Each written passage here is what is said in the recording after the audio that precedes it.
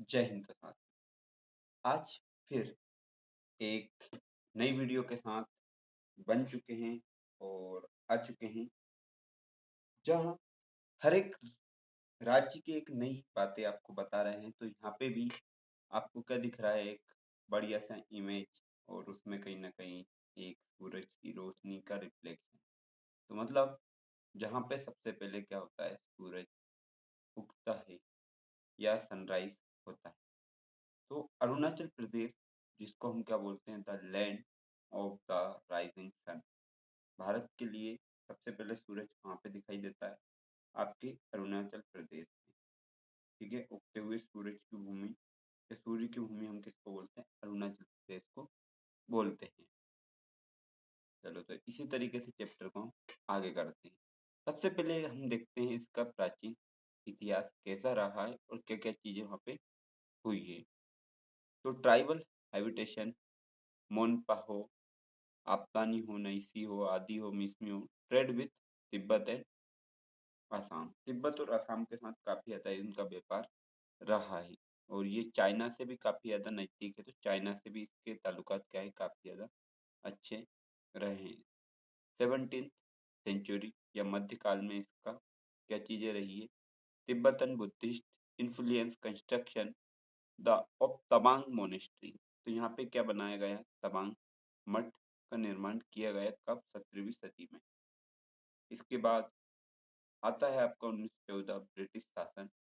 और इसके अंतर्गत क्या होता है, आपको क्या चीज नई देखने को मिलती है? एडमिनिस्ट्रेड एस NEFA, है ना, नॉर्थ ईस्टर्न फ्रंट, आप स्टेट इसको बोल सकते हो। जहाँ पे मेक मोहन लाइन क्या हुई, बनाई गई 1914 में। अंग्रेजों के द्वारा यहाँ पे भारत और चाइना के बीच में एक लाइन बनाई गई जिसका नाम क्या है? मेक मोहन रखा गया। ये जिस लाइन को हम किसके नाम से जानते हैं? मेक मोहन लाइन के नाम से आप जानते हो। आगे बात करते हैं, अब पुनर्गठन कब हुआ, कब इसको एक तरीके से भारत के लिए बनाया गया? तो 1972 में इसको बनाया गया है। तो क्या ये राज्य था? नहीं, बिकम्स अ यूनियन टेरिटरी। पहले ये था केंद्र शासित प्रदेश, इसके बाद इसको एक पूर्ण राज्य का दर्जा मिला है।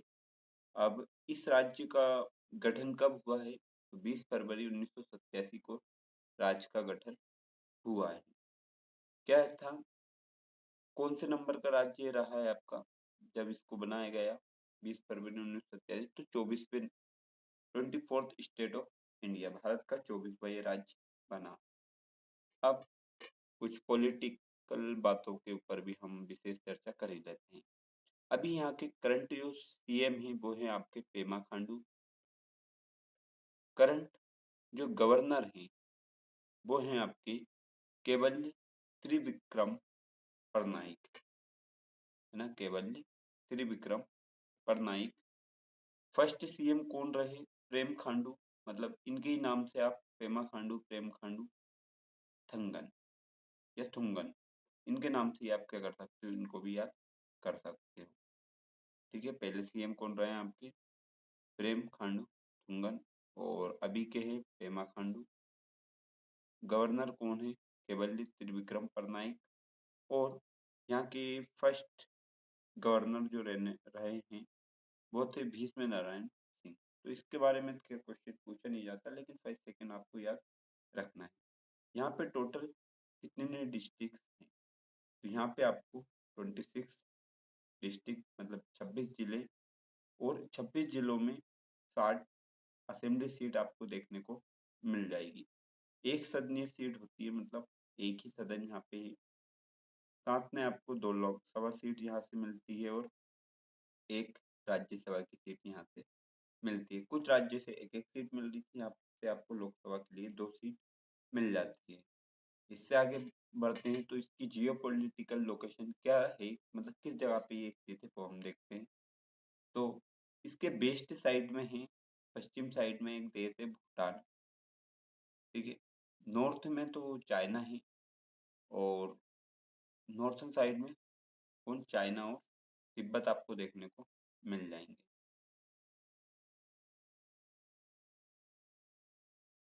ईस्टर्न पार्ट में आपको म्यांमार देखने को मिल जाएगा और साउथ पार्ट में आपको असम और नागालैंड देखने को मिल जाएगा। तो मतलब ये जो राज्य है जिसका टोटल एरिया है आपका 83,743 स्क्वायर किलोमीटर, जो 3 देशों से घिरा हुआ है ना? 3 देशों से ये क्या है, घिरा हुआ है पूरी तरीके से। कौन-कौन सा है आपका? एक चाइना है, भूटान है और यहाँ पे म्यांमार है। इस टाइप से आपके कितने 3 देश से ये कहीं न कहीं पूरी तरीके से घिरा हुआ है। साथ में अब टोपोग्राफी एंड क्लाइमेटिक जो कंडीशन है, जलवायु, इसके बारे में हम बात कर लेते हैं। रेंजेस, अब यहाँ की एक रेंज काफ़ी ज़्यादा फेमस भी है जिसको आप क्या नाम से जान सकते हो? आप जान सकते हो इसको पटकाई हिल, ठीक है? पटकाई हिल। यहाँ पे कुछ पासेस हैं जैसे सेल पास और बोमाडिला पास, जिसको हम बोलते हैं दर्रा, या ऐसी जगह पहाड़ों के बीच में जो जगह रहती है उसको हम बोलते हैं दर्रा। अब यहाँ पे कुछ टेम्परेचर के हिसाब से, जैसे विंटर के टाइम पे कैसा वो दिखता है आपको, ऊंचाई वाले क्षेत्रों में बहुत ज़्यादा ठंड, समर के टाइम पे ठंडी और सुहावनी रहती है मौसम, और मानसून रेनफॉल कैसी होती है यहाँ पे, काफ़ी ज़्यादा भारी होती है। मेजर वाटरवेज, अब यहाँ पे मुख्य जल मार्ग भी देखने को आपको मिल जाती है। क्यों? क्योंकि यहाँ पे कुछ बड़ी रिवर यहाँ से फ्लो होती हुई जाती है। कौन सी ऐसी रिवर है? तो सियांग, जिसको हम क्या नाम से जानते हैं, ब्रह्मपुत्र के नाम से जानते हैं। इसमें सुबानसिरी मिल जाती है, कमेंग मिल जाती है, और एक बड़ी रिवर आती है जिसका नाम है लोहित और दिबांग, है ना? दियांग दिबांग इनको बोलते हैं। साथ में आपको इस पे कुछ झरने देखने को मिलेंगे, जुंग फॉल्स और नोरांग फॉल्स। तो ये नोरांग जो है वो आपके लिए क्या होने वाला है, इम्पोर्टेंट होने वाला है, ठीक है? यहाँ पे लोहित और दियांग जो रिवर है वो भी क्या है, इम्पोर्टेंट है। सेला लेक, पंकांग, तेंग ताओ, तसो लेक और गंगा लेक या गंगकरसिनी इसको नाम दिया गया है। तो ये 3 इसकी लेक है, सेला लेक, पंकांग, तेंग ताओ लेक और गंगा लेक। ये आपको लेक देखने को मिलने वाली है। साथ में इसके अब स्टेट एनिमल कौन सा है? मिथुन। पक्षी कौन सा है? ग्रेट हॉर्नबिल, जो नागालैंड में हॉर्नबिल के नाम से त्योहार मनाते हैं। Tree, hollong, flower, foxtail orchid. ये यहाँ पे कुछ फेमस के हैं, स्टेट के कुछ सिंबल देखने को आपको मिल जाते हैं। साथ में वाइल्ड लाइफ कंजर्वेशन है, जो वन संरक्षण है, उसके लिए क्या चाहिए? कुछ यहाँ पे नेशनल पार्क है, ठीक है, और कुछ वाइल्ड लाइफ सेंचुरीज हैं और बायोस्फीयर रिजर्व में। कौन कौन से हैं ये हम देखते हैं। सबसे जो इम्पोर्टेंट है, नामदफा नेशनल पार्क और माउली नेशनल पार्क, दोनों के दोनों क्या है, इम्पोर्टेंट है।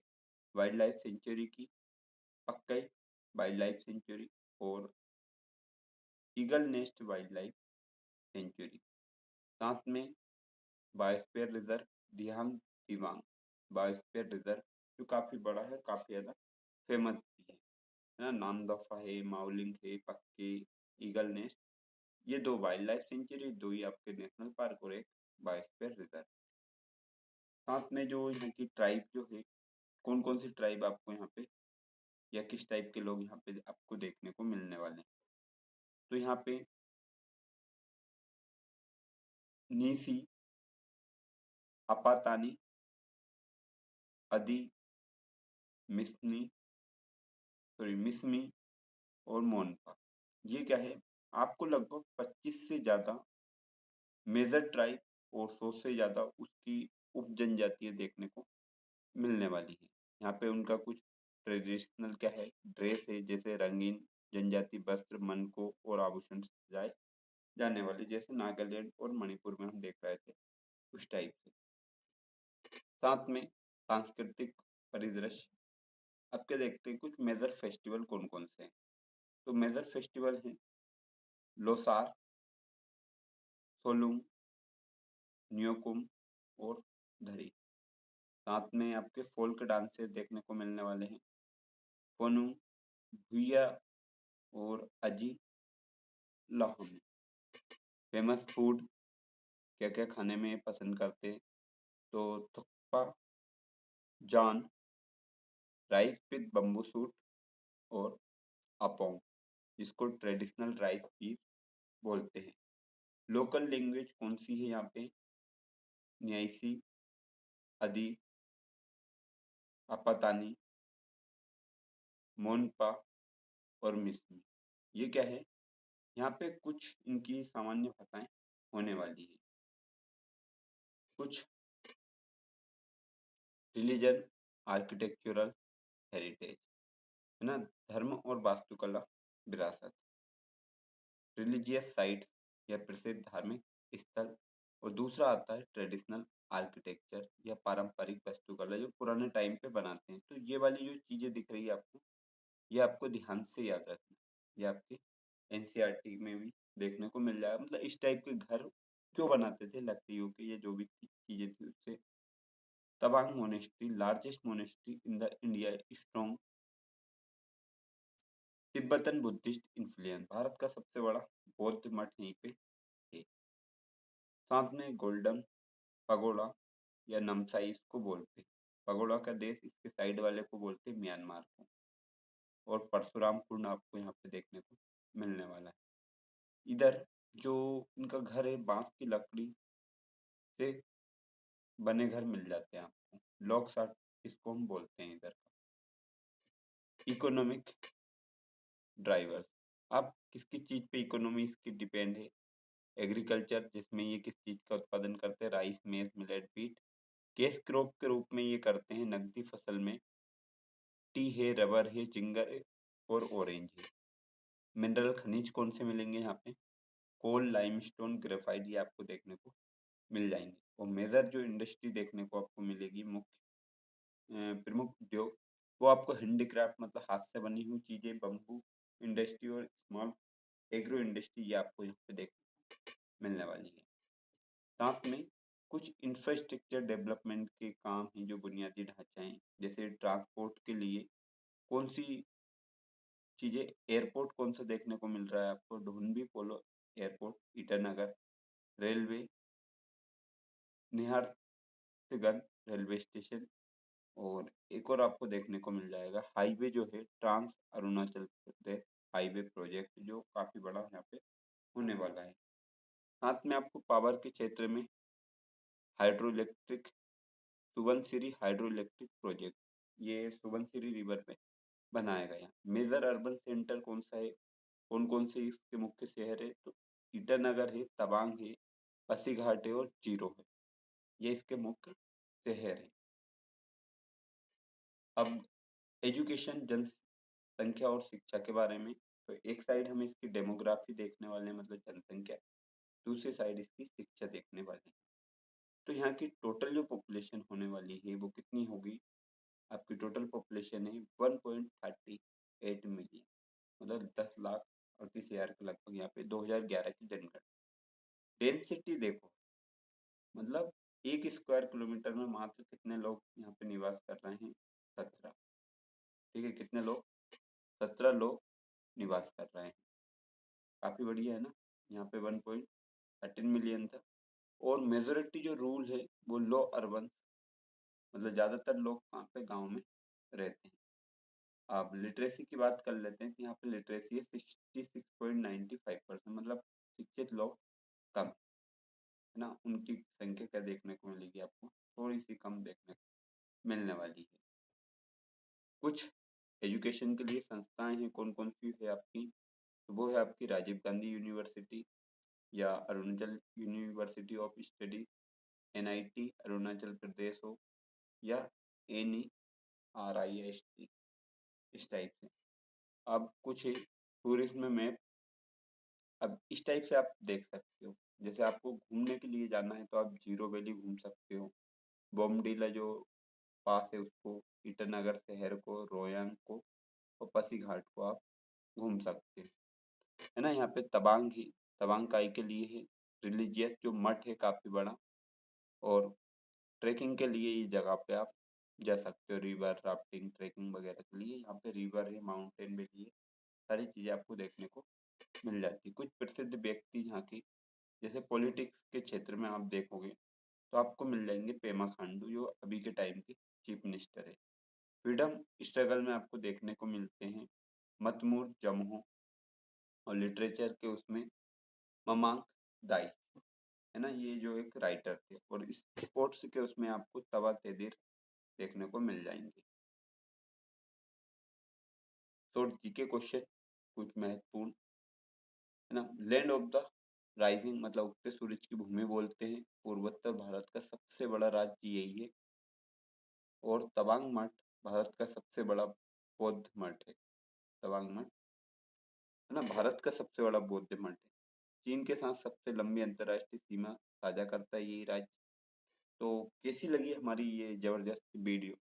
तो अगर अच्छी लगी हो तो आप इससे जुड़ सकते हैं और रोज ऐसे कंटेंट आप सीख सकते हैं। हाँ, थोड़ी वॉइस स्लो है, मोटिवेशन स्लो है, लेकिन धीरे धीरे क्या होगी, आपके लिए नोटेबल चीज़ें मेंशन की जाएगी और अच्छे तरीके से की जाएगी। तो ऐसे ही